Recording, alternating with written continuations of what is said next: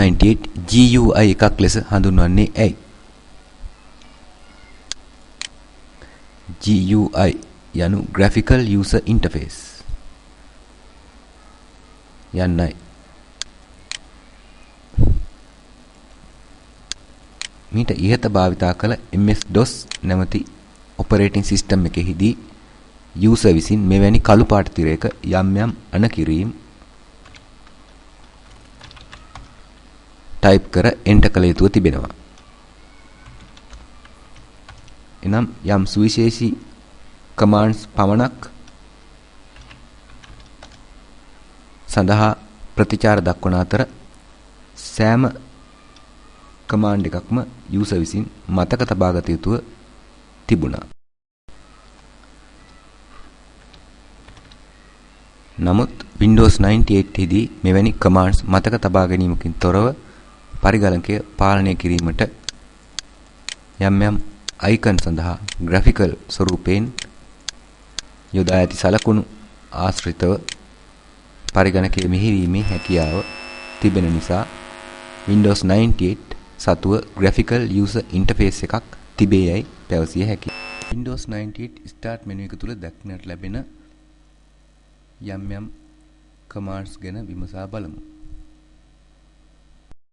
start menu එකෙහි run යන්න click කිරීමෙන් ලැබෙන dialog box එකෙහි Windows folder එක තුල තැන්පත් කර ඇති එසේත් නැත්නම් save කර ඇති යම්කිසි exe වර්ගයේ එනම් executable වර්ගයේ ෆයිල් එකක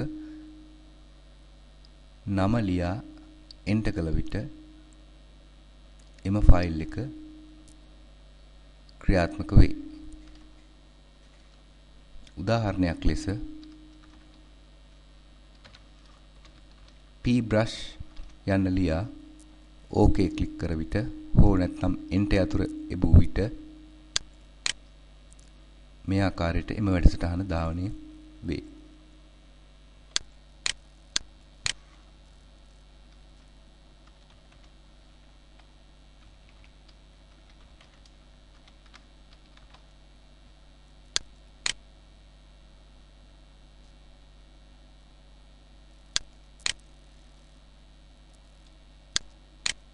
My computer window එක මගින් C වල තිබෙන CRC නැමැති ෆෝල්ඩර් එක මේ ආකාරයට විවෘත කරගත හැකියි. එසේම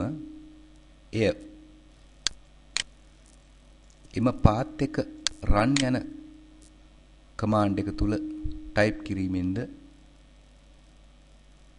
මේ ආකාරයට open කරගත හැකියි. hard disk එකෙහි work1 නැමැති ෆෝල්ඩර් එක තුල save කර තිබෙන 7 යන නමින් දැක්වෙන ෆයිල් එකෙහි ෆයිල් type එක වන්නේ AVI යන වර්ගයයි. මෙම AVI යන වර්ගයේ 7 නැමැති ෆයිල් එක පිහිටා තිබෙන්නේ C වල work1 යන ෆෝල්ඩරය තුලයි. එය start run මත මේ ආකාරයට